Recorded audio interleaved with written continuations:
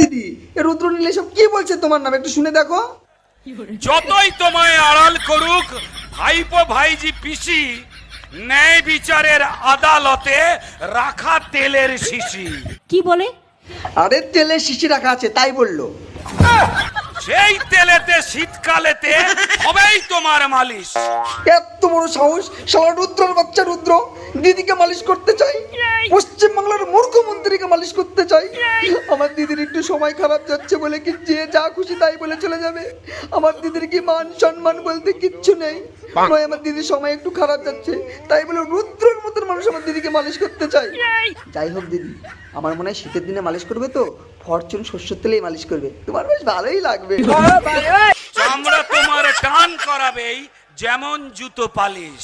তাই বলে জুতো পালিশের মতন দিদিকে মালিশ করবে? দিদি এখনো সময় আছে, ওর একটা ব্যবস্থা করো। আমি কিন্তু অ্যাকশন নেবো, আমি বলে দিচ্ছি।